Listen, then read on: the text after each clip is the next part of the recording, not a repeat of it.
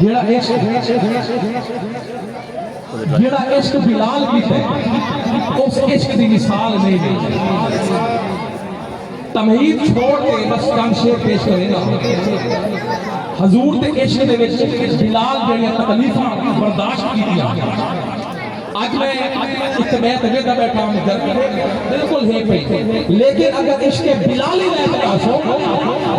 کہ بل گرمی سردی محسوس نہیں ہوگی بس صرف حضور کا نام سبحان اللہ کہ مرحبا یا رسول اللہ اے زبان تے ہوں ذرا آکھو یا رسول اللہ یا رسول اللہ جس ویلے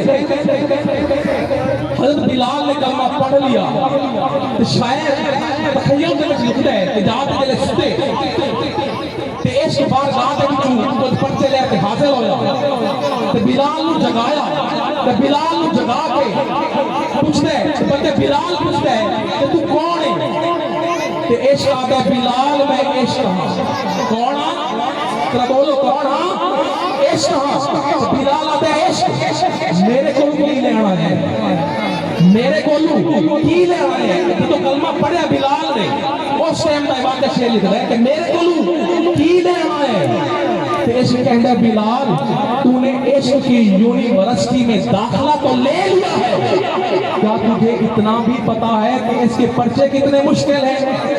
اس کے سینٹر کہاں کہاں ہیں اس کے نگران کون کون ہیں تو بلال نے کہا اے عشق مجھے نہیں پتا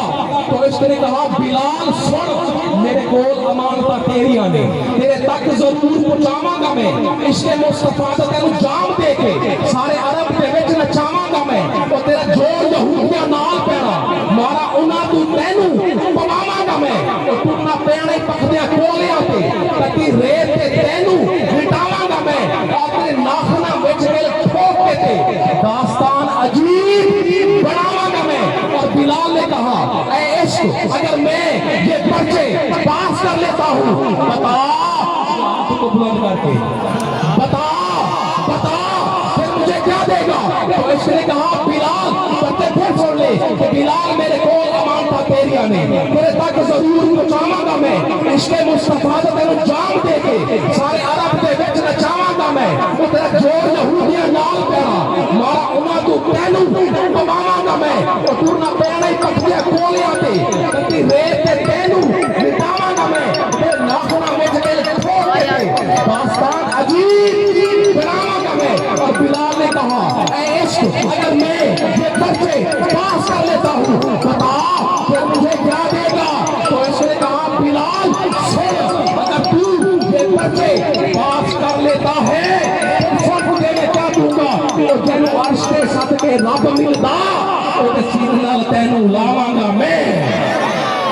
حال اٹھے میں کمال اٹھے نبی دا سمجھو جمال اٹھے میں عشق تیری عطا تو سکھے کتابہ پھلے بلال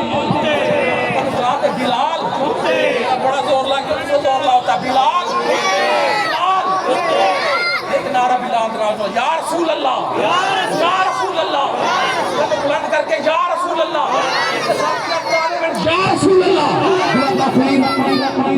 خطاب لا جواب کے لیے میں دعوت دیتا ہوں جناب اس علاقے کی شان آن بان میری مراد جناب حضرت علامہ مولانا مفتی محمد شفیق جلالی صاحب کی وہ تشریف لائیں اور